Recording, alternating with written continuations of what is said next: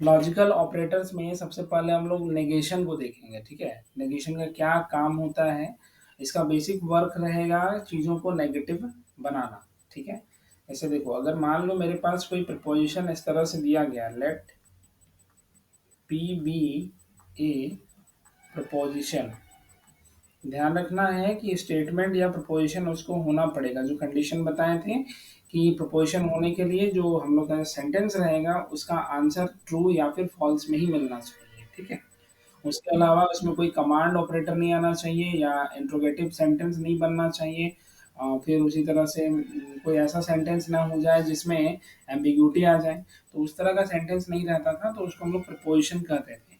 अभी हमारे पास मान लेते हैं कोई पी अपना प्रिपोजिशन है, देन इसका जो नेगेशन होगा, negation of this P is first, हम लोग ये इस तरह से डिफाइन करते हैं, ये ट्रू होगा, negation of P is true if the preposition या स्टेटमेंट इज फॉल्स, ठीक है। वहीं दूसरा हम लोग देखें, ये फॉल्स तब होगा इफ द स्टेटमेंट और प्रिपोजिशन इज ट्रू, ठीक है। मतलब स्टेटमेंट ट्रू है तो फॉल्स कर दो नेगेशन, फॉल्स है तो इसको ट्रू बना देना है, ठीक है। जो भी हम लोग इसके लिए यूज करते हैं नोटेशंस, नोटेशन हमारे पास इस तरह का रहता है, ये यूज करते हैं नेगेशन ऑफ पी। जब भी लिखेंगे, यहाँ पर हम लिख देते हैं वर्ड में, नेगेशन ऑफ पी, वो हम लोग डिनोट करते हैं कुछ इस तरह से, यहाँ बहुत सारे साइन का बहुत सारा मीनिंग हो जाएगा, इसलिए ऐसे इंडिकेट करते हैं, इस फॉर्म में इंडिकेट करना, या पी के ऊपर बार लगा लो, या इस तरह से इंडिकेट करो, या फिर पी के ऊपर डैश लगा लो, ये चारों में से कुछ भी यूज होगा। ज़्यादातर बुक्स में ये फर्स्ट वाला ही यूज किया हुआ है, ठीक है। वहीं दूसरा, अगर इसको हम सेंटेंस में लिखना चाहें तो हम कैसे लिखते हैं, नेगेशन ऑफ पी जो है उस सेंटेंस वाइज कुछ ऐसे लिखा जाएगा, it is not that case, या फिर दूसरा एक रास्ता था कि it is false that P, या फिर नॉट लगा के सिंपली बना सकते हैं, ठीक है। जैसे क्वेश्चन हम लोग करते हैं, उसमें पता चलेगा, दोनों चलेगा, इट इज नॉट भी कर सकते हैं, ये भी हम लोग देखे हुए हैं, इट इज फॉल्स भी यूज कर सकते हैं, कोई प्रॉब्लम नहीं है। लेस का इस्तेमाल तब करना जब मोर वाला केस रहे, ठीक है, मोर देन अगर रहता है तो उस केस में लेस का इस्तेमाल हम लोग करेंगे, ठीक है। जैसे सिंपली एक एग्जांपल हम लोग कर रहे हैं, इसमें देखो सिंपल सा है कि मान लो हम कोई नाम ले लेते हैं,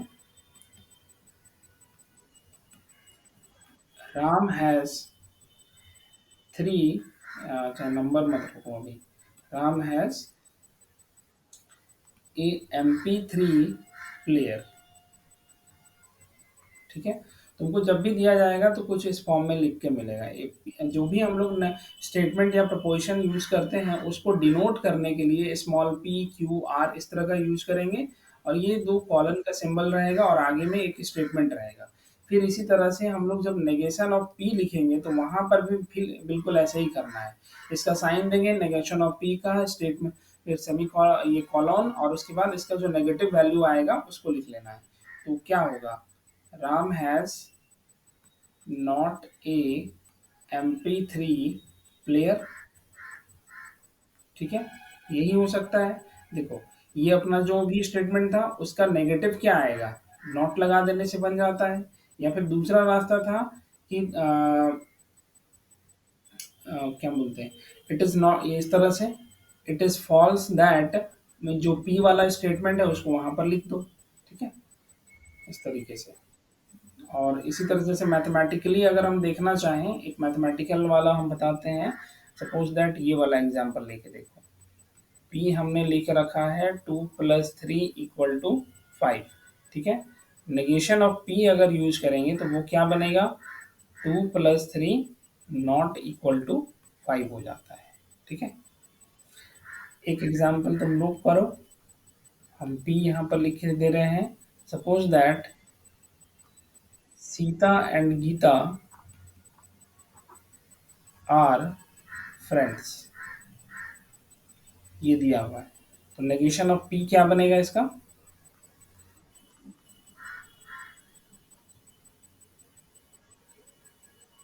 बोलो।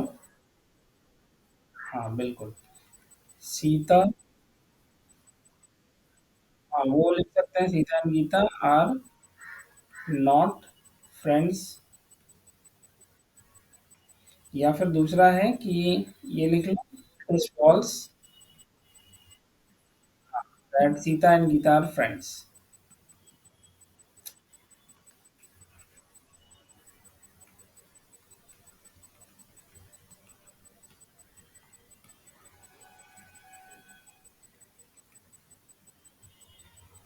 ठीक है। अगेन जैसे हम लोग के पास मोर देन का जो केसेस था, सपोज दैट अनदर एग्जांपल लेते हैं हम लोग इसमें।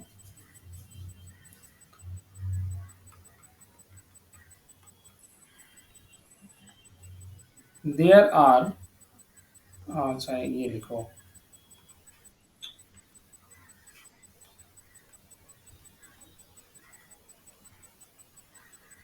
अभय sent more than 100 text messages.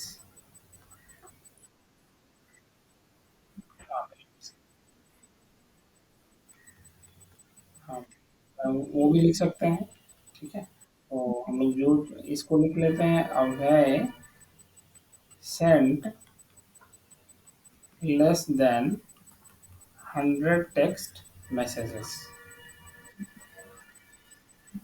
ठीक है। या फिर इट इज फॉल्स करके बना सकते हैं। तो नेगेशन हमारा इसी तरह का रहेगा। अच्छा, अगर मान लो स्टेटमेंट पहले से ही कुछ ऐसे लिख के देगा, it is not raining,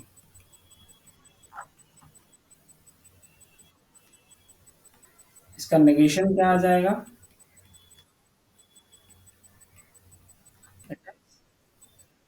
it is raining, it is raining, that वही यूज कर सकते हैं, ओके। तो ये हमारा नेगेशन का पार्ट रहेगा। अच्छा, इसका ट्रूथ टेबल कैसे बनेगा, ट्रूथ टेबल में हम देखो, ट्रूथ टेबल में के बनाने के लिए हम लोग को क्या देखना होगा, इसका जो डेफिनेशन दिया गया है इसी का यूज करेंगे। इसमें बोला जा रहा है कि अगर स्टेटमेंट हमारा फॉल्स है तो नेगेशन ट्रू आएगा, स्टेटमेंट ट्रू है तो फिर नेगेशन फॉल्स हो जाएगा। तो हम लोग इसके अकॉर्डिंग हम लोग बनाते हैं। देखो, पी हमारा स्टेटमेंट है, नेगेशन ऑफ पी हमारे पास कुछ इस तरह से आएगा। अगर हमने ट्रू रखा है तो स्टेट इधर इसका नेगेशन फॉल्स हो रहा है, और अगर फॉल्स यूज करेंगे तो फिर यहाँ पर ट्रू हो जाएगा। ध्यान रखना, कई बार नेगेशन मतलब ट्रू और फॉल्स के लिए 0 और 1 का भी यूज होता है, ठीक है।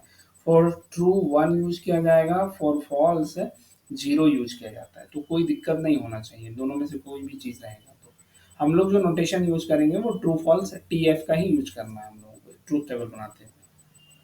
देखो, नेक्स्ट अब इसके बाद जो ऑपरेटर्स हम लोग देखेंगे उसमें आता है डिसजंक्शन, कंजंक्शन, नोर एंड, ये सब कुछ आएगा, ठीक है। इसमें सबसे पहला चीज देख लो कि कनेक्टिव्स क्या होता है। कनेक्टिव्स कहने का मतलब होता है कि ऐसे लॉजिकल ऑपरेटर्स जो दो या दो से ज्यादा स्टेटमेंट को ज्वाइंट करते हैं, ठीक है, या दो या दो से ज्यादा स्टेटमेंट को मिला करके एक नया स्टेटमेंट तैयार करें, तो उन ऑपरेटर्स को हम लोग कहते हैं कनेक्टिव्स, ठीक है। तो जैसे कि इसमें तुम्हारे पास आ जाएगा डिसजंक्शन, कंजंक्शन, ठीक है, कंडीशनल स्टेटमेंट, इसके लिए हम लोग ये वाला साइन यूज करते हैं, बाई कंडीशनल, बोथ वे, इस तरह का साइन यूज करेंगे। तो इस तरह का जो भी साइन से हम लोग ऑपरेटर्स यूज कर रहे हैं, उसमें यही होता है कि दो या दो से ज़्यादा स्टेटमेंट रहता है, सबको आपस में क्लब करके एक नया रिजल्ट हम लोग फ्रेम करते हैं। ओके, इसमें देखो अब यहाँ से आगे देखते हैं डिसजंक्शन। डिसजंक्शन जो है उसको हम लोग वर्ड में यूज करते हैं और ऐसे इंडिकेट करेंगे, ठीक है। अब यहाँ पर दो साइन यूज होता है, एक इस तरह का साइन, फर्स्ट वाला ये है, एंड सेकंड वाला जो है वो इस तरह का साइन यूज होता है, ठीक है। यहाँ पर ध्यान रखना कि इसका इस्तेमाल हम कब करेंगे, जब हम लोग इंक्लूसिव फॉर्म में डिसजंक्शन की बात करें, मतलब स्टेटमेंट में इंक्लूसिव फॉर्म को यूज किया जाएगा। हम बताएंगे इंक्लूसिव क्या होता है इसमें, ठीक है। इंक्लूसिव कंडीशन, और ये हो जाएगा एक्सक्लूसिव कंडीशन, ठीक। तो सबसे पहले हम लोग बात करते हैं फर्स्ट, ये जो भी जैसा दिख रहा है, बेसिकली ये वी नहीं है, ये इस तरह से दो लाइंस का ऐसे बनाया हुआ था, हालांकि टच हो जाता है तो लगता है कि भी है यहाँ पर, ठीक है। तो सबसे, हाँ, डिसजंक्शन में ही सिर्फ डिसजंक्शन में ही ऐसा दो सिग्नेचर इस्तेमाल होता है, और दोनों का मीनिंग और ही है, लेकिन वहां पर वहां पर लिखेगा नहीं कि इंक्लूसिव फॉर्म में यूज करना है या एक्सक्लूसिव फॉर्म में। तुमको ये सिग्नेचर को देख करके पता लगाना होगा कि हमको इंक्लूसिव में काम करना है या एक्सक्लूसिव में करना है, ठीक है। वो ऑटोमेटिक नोटेशन है। जैसे देखो पहला जो हम लोग बात करेंगे इसकी, ठीक है। तो यहाँ पर क्या होगा, इंक्लूसिव फॉर्म में हम लोग बात करने वाले हैं।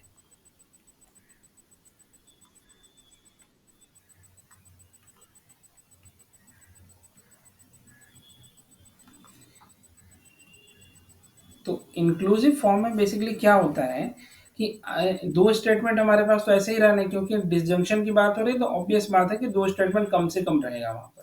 तो उसका कहना क्या है कि एक स्टेटमेंट ट्रू होना चाहिए या फिर दोनों ट्रू होना चाहिए, ठीक है। इसका हम लोग लिखेंगे, अगर दो स्टेटमेंट है मेरे पास P and Q, either P is true और क्यू इज ट्रू और बोथ आर ट्रू, ठीक है। वो दोनों में से कोई एक ट्रू हो सकता है या फिर दोनों ही ट्रू हो जाएंगे, तो इसमें इसको बोलेंगे इंक्लूसिव फॉर्म, ठीक है। अब डिसजंक्शन डिफाइन कैसे किया गया दो स्टेटमेंट्स के लिए, तो लिखते हैं let P and Q are two propositions, then disjunction of P and Q is in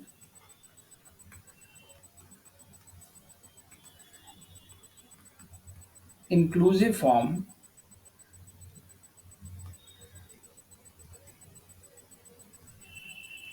is defined as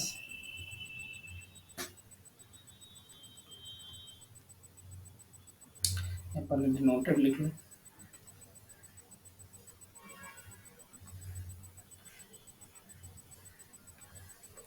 is denoted by P और Q, रीड भी वही करेंगे P और Q, and defined as first, इसी के हेल्प से हमारा truth table भी बन जाएगा। P और Q is false when both P and Q are false। अगर दोनों स्टेटमेंट हमारे फॉल्स हैं तभी P और Q जो है वो फॉल्स रहेगा। सेकंड, P और Q is true when either P और Q और both true, ठीक है। फॉल्स स्टेटमेंट तभी बनेगा जब दोनों के दोनों स्टेटमेंट हमारे फॉल्स रहेंगे, दोनों में से कुछ भी एक ट्रू हुआ तो सीधे सीधे बताएंगे कि हमारा जो स्टेटमेंट है वो कंप्लीटली ट्रू है। अगर इसका ट्रूथ टेबल हम बनाएं तो कुछ इस तरह से बनेगा, देखो पहले। देखो एक स्टेटमेंट P हो गया, एक Q हो गया और P और Q है। तो जैसे हम यहाँ पर फिल करेंगे, सेम यही स्ट्रक्चर तुम लोग भी रखोगे और इसी को सभी जगह पर फॉलो करना है हम लोगों को, ठीक है। True true, true false, false true and false false, ठीक है। तो अब देखो अकॉर्डिंग टू दिस क्या होना चाहिए, P और Q जो है वो ट्रू कब हो रहा है, जब दोनों में से कोई भी एक स्टेटमेंट हमारा ट्रू है। तो फर्स्ट में देख रहे हैं कि P भी ट्रू है, Q भी ट्रू है, तो P और Q क्या होना चाहिए, ट्रू हो जाएगा। सिमिलर वे में सेकंड सेकंड में देखो P हमारा ट्रू हो रहा है, Q हमारा फॉल्स हो रहा है, एक तो ट्रू है ना, कोई दिक्कत नहीं है, इसको फिर से ट्रू बोलेंगे। अगेन एफ एंड टी, तो फिर से यहाँ पर ट्री हो जाए, टी आ जाएगा। एंड लास्ट में चेक करो कि दोनों ही स्टेटमेंट हमारे फॉल्स हो रहे हैं, तो उस केस में पी और क्यू भी फॉल्स हो जाएगा, ठीक है। नेक्स्ट सेकंड जो केस है उसमें हम लोग देखेंगे एक्सक्लूसिव फॉर्म, ठीक है। इसके लिए हम लोग नोटेशन यही वाला यूज करते थे। और इसमें क्या होगा कि आइदर पी ट्रू होगा या क्यू ट्रू होगा, बट दोनों ट्रू नहीं होना चाहिए, ठीक है, दोनों स्टेटमेंट ट्रू नहीं है। Either statement P is true और Q is true but not both, ठीक है। तो यहाँ पर भी हम लोग वहाँ ऐसे ही स्टार्ट डिफाइन करेंगे, P plus Q, sorry P और Q is defined as, पहला P और Q is false if both P and Q are true or false, both P and Q are true or both are false, ठीक है।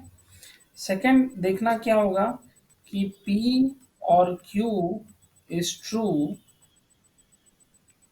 if exactly one of the statement is true,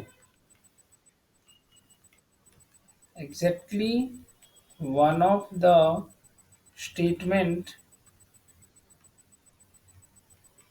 is true, ठीक है। तो ये चीज हो जाएगा, ध्यान रखना इसमें दोनों स्टेटमेंट अगर ट्रू हो रहा है तो P और Q फॉल्स निकलेगा, दोनों फॉल्स हो रहा है तब भी फॉल्स आएगा, लेकिन कोई एक ट्रू हो जाएगा तो उस केस में हम इसको ट्रू कंसीडर करेंगे, ठीक है। अब इसका,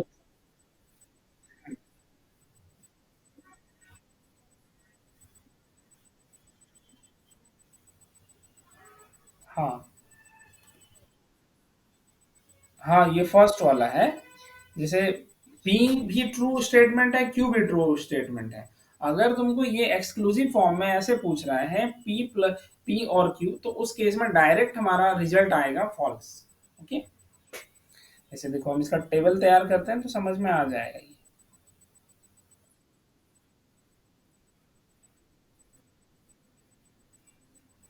वो इंक्लूसिव फॉर्म में है, वो इंक्लूसिव फॉर्म है। देखो इंक्लूसिव फॉर्म एक्सक्लूसिव फॉर्म में डिफरेंस क्या दिख रहा है, उसमें हम लोग बोल रहे थे कि कोई एक भी ट्रू रहेगा या दोनों ट्रू होगा तो ट्रू हो जाएगा, लेकिन और फॉल्स होने के लिए कंडीशन डाले हुए थे कि दोनों स्टेटमेंट को फॉल्स होना चाहिए। हाँ देखो हम दोनों को कंपेयर करके भी दिखाते हैं, हमें टेबल बनाने दो।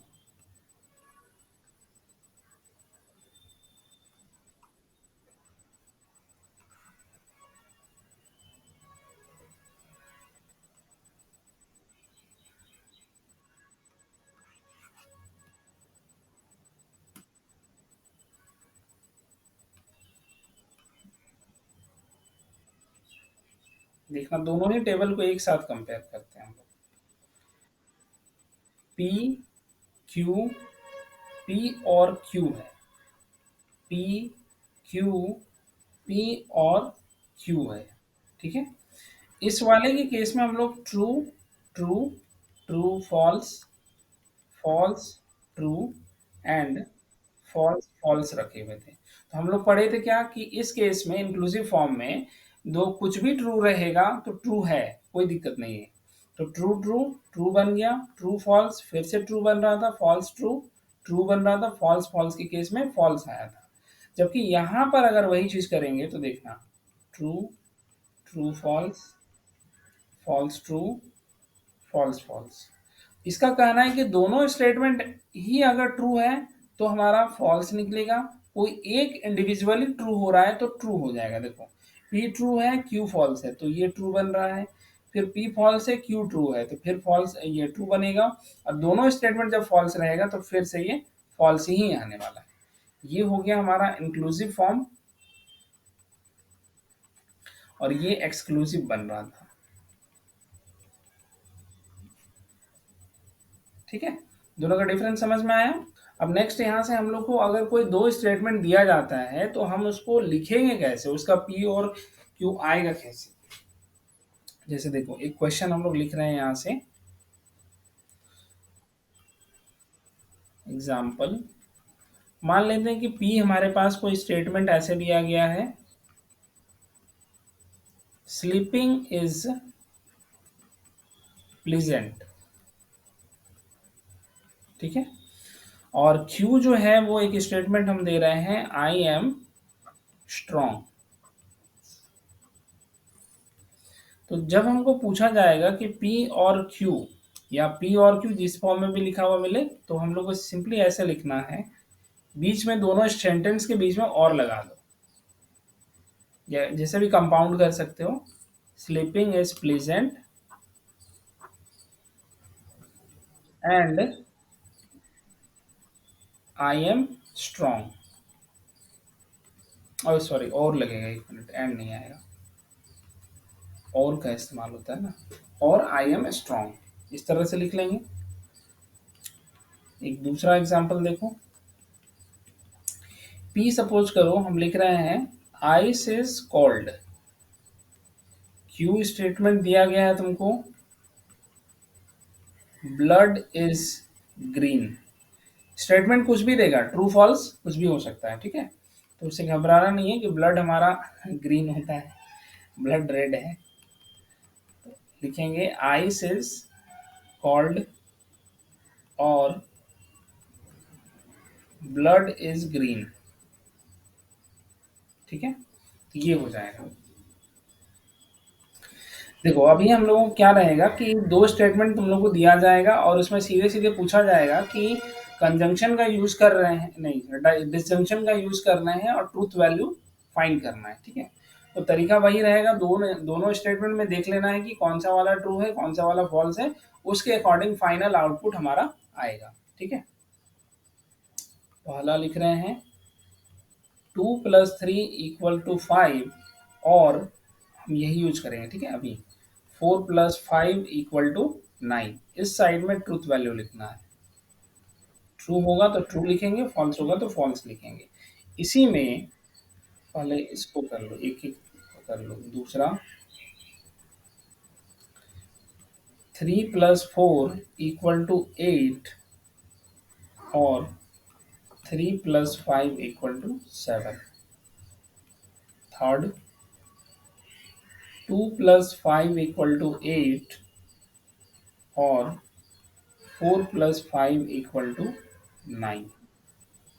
फोर्थ 5+6 = 11 और 5+2 = 8। ये हो गया। सिमिलर वे में दूसरे के लिए भी हम लोग ट्रूथ, दूसरा जो नोटेशन यूज किए थे एक्सक्लूसिव फॉर्म, उसमें भी काम करते हैं। देखो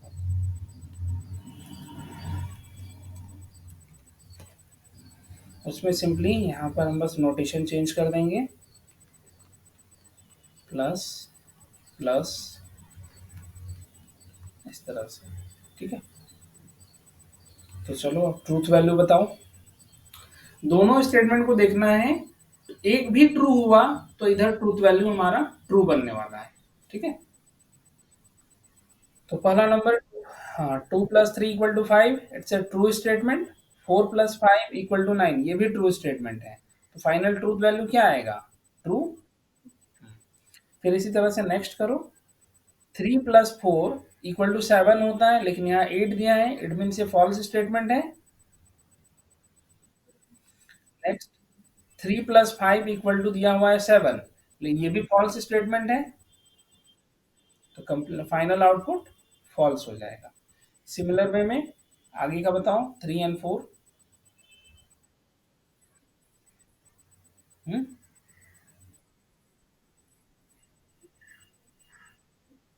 हम्म हम्म हम्म करेक्ट,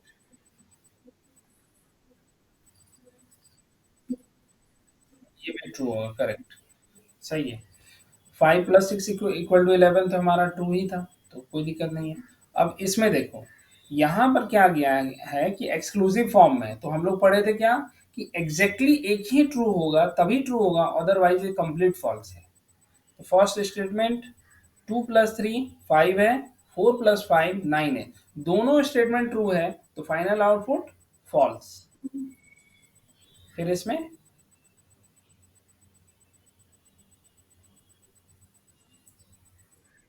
हाँ, फॉल्स आएगा। अगेन यहाँ ट्रू हो जाएगा, देखो, क्योंकि 4 + 5 = 9 है, वो एक स्टेटमेंट तो ट्रू हो रहा है, और अगेन 5 + 6 = 11, ये भी ट्रू हो रहा है। ठीक है, तो इस तरह से हम लोगों को डिटरमाइन करना होता है।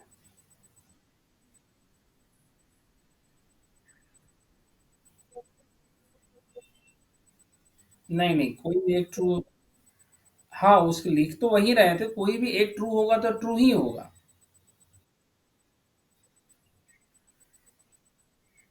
नहीं, दोनों फॉल्स तो फॉल्स, दोनों ट्रू तो फॉल्स।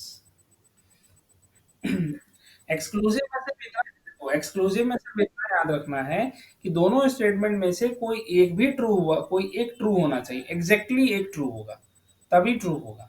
ठीक है, और दोनों ट्रू हो गए या दोनों फॉल्स हो गए, तो फिर वो कंप्लीट फॉल्स है। और इंक्लूसिव का कहना है कि ट्रू एक भी हो जाए तो एटलीस्ट वन ट्रू होना चाहिए, तो कंप्लीट ट्रू रहेगा। इसको ऐसे याद रख सकते हो, इंक्लूसिव के लिए एक वर्ड मिल रहा है, at least one true, one is true, then P or Q is true. ठीक है, और एक्सक्लूसिव के लिए exactly one is true,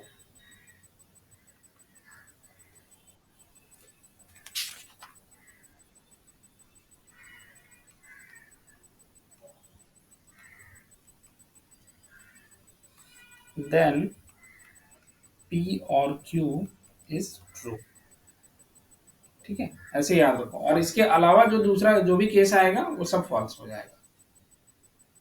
next, conjunction. Conjunction में कुछ नहीं है, हम लोग इसके लिए जो वर्ड इस्तेमाल करते हैं वो ए एंड डी, एंड इस्तेमाल करेंगे, और जो हमारा नोटेशन रहेगा वो इस तरह का कुछ रहेगा।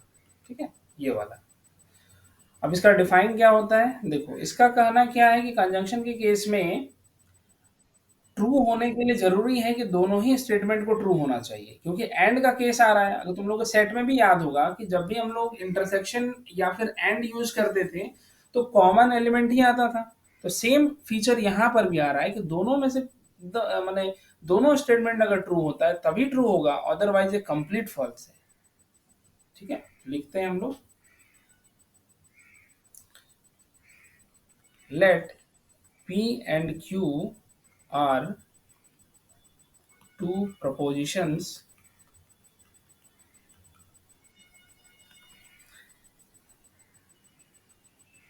conjunction of P and Q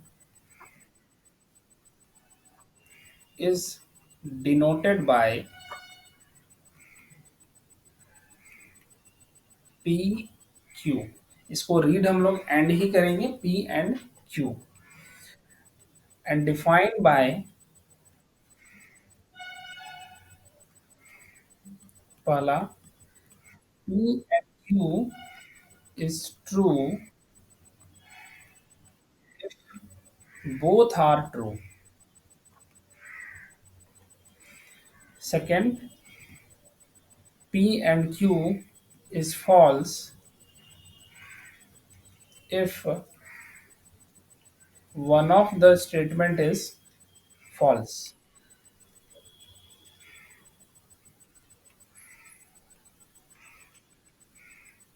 ठीक है, दोनों में से कोई भी एक स्टेटमेंट फॉल्स हुआ तो फॉल्स ही हो जाएगा।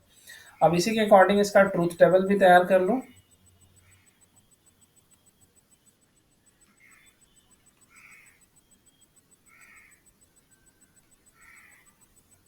देखो, P Q P and Q हो जाएगा, true true true false false true false false. तो हम लोग क्या देखे हैं, दोनों अगर ट्रू है तभी ट्रू होगा। तो यहाँ ट्रू, यहाँ फॉल्स लगाओ, यहाँ फॉल्स लगाओ, यहाँ फॉल्स लगाओ। ठीक है। अच्छा, ये एक्सक्लूसिव फॉर्म के थोड़ा सिमिलर हो गया क्या?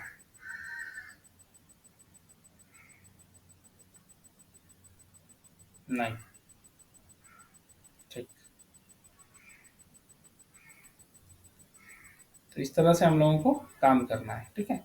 अब देखो, स्टेटमेंट अगर मान लो वही हम जो पीछे वाला स्टेटमेंट लिखे हुए थे, जैसे एक लिखा हुआ था कि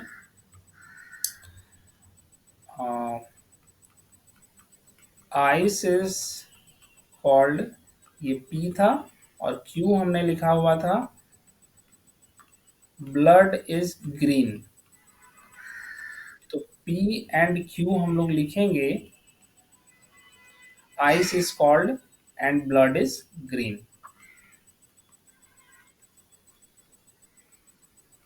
ध्यान रखना, ऐसे वाला साइन मत कर देना, ठीक है, क्योंकि ए एंड डी हम लोग को लिखना ही पड़ेगा यहाँ पर लेटर में।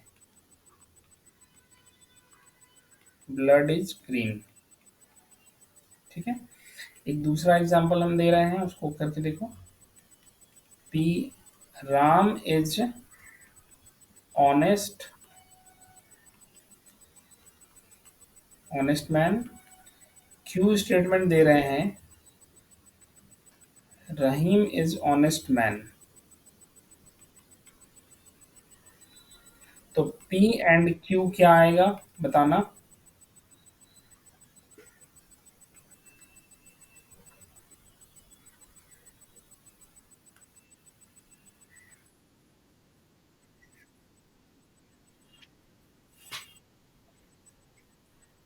ऐसे ही लिख लो। दोनों का चूंकि फीचर तो सेम ही है ना, नेचर तो दोनों का सेम ही है, ऑनेस्ट है, तो हम लोग सीधे सीधे कंपाउंड कर सकते हैं। Ram and Rahim are honest man. ठीक है, इस तरह से। नेक्स्ट, फिर से वैसे ही इस क्वेश्चन को सॉल्व करो। पहले लिखते हैं इसको, इसी का ट्रूथ वैल्यू हम लोग भी सारा निकालेंगे।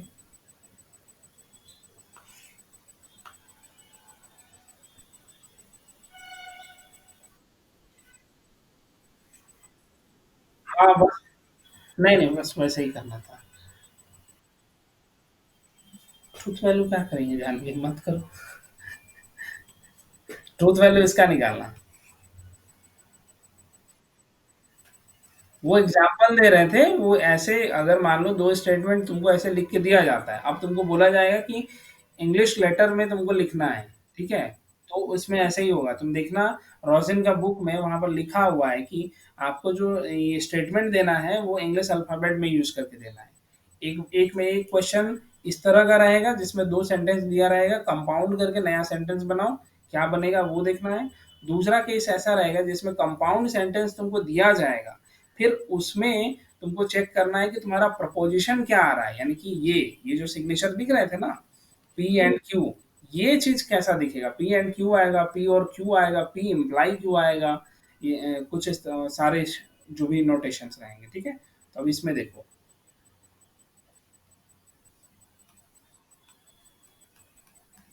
हम्म, अब इसमें इसका ट्रूथ वैल्यू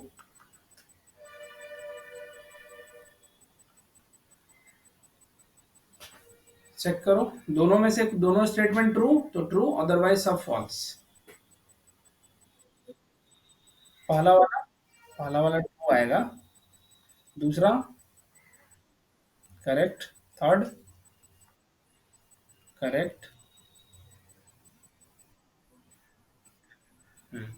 तो इस तरह से हम लोग को ट्रूथ वैल्यू चेक करना है, ओके। अब जैसे देखो, रोजन का हम बुक दिखाते हैं तुम लोगों को, वहां पर क्वेश्चन जो है कुछ इस फॉर्म में दिया गया है। यहाँ पे देखो, एक दो स्टेटमेंट 8 नंबर क्वेश्चन में लिखा हुआ है कि P and Q are the two propositions, then तुमको express each of these propositions as an English sentence, ठीक है। तो हम लोगों को इसको सेंटेंस में लिखना पड़ेगा। जैसे नेगेशन ऑफ P पूछा गया है, तो P स्टेटमेंट तो हमारे पास क्या आया था, I bought a lottery ticket this week, तो उसका नेगेटिव लगाना है, ठीक है। उसी तरह से देखो, और भी यहाँ पर जो भी क्वेश्चंस दिए गए हैं उसको यूज कर बनाना है, ठीक है। यहाँ पर दो अभी नहीं बताए हैं हम, पी इम्प्लाइज क्यू वाला नहीं किए हैं, और ये सी वाला, सी एंड ई दो क्वेश्चन नहीं किए हैं, बाकी हम लोग कर चुके हैं, ठीक है। तो एक बार ट्राई करोगे। हम लोग अगली क्लास में क्या करते हैं कि बाई कंडीशनल कंडीशनल स्टेटमेंट को पहले देख लेंगे, फिर उसका क्वेश्चंस देखते हैं इसी बुक से, ठीक है। अगेन हम जो दूसरा क्वेश्चन हम लोग को बोल रहे थे वो कहाँ गया। हाँ, यहाँ पर देखो, यहाँ पर बोला गया है 13 नंबर में, P and Q are the two propositions, दोनों दे दिया गया है। अब नीचे में कुछ तुमको सेंटेंसेस दिए गए हैं, लॉजिकल स्टेटमेंट्स हैं। अब इन स्टेटमेंट्स का पढ़ करके तुमको बताना है कि प्रपोजिशन क्या आएगा, पी एंड क्यू वाला नोटेशन होगा, Q and R, P mine, sorry, not P वाला कंडीशन आएगा, या क्या आएगा, ठीक है। तो इस तरह का सब कुछ मिलेगा अभी तुम लोगों को क्वेश्चन। तो ऐसा ही क्वेश्चन पूछा भी जाता है इसमें। फिर आगे चल के सारे क्वेश्चन करने के बाद हम लोग को इसमें ट्रूथ टेबल बनाना सीखना है। जैसे 29 नंबर में देखो, यहाँ पर ट्रूथ टेबल फाइंड करना है, इक्विवेलेंसी देखना होगा, ये सब कुछ मिलेगा, ठीक है। हम्म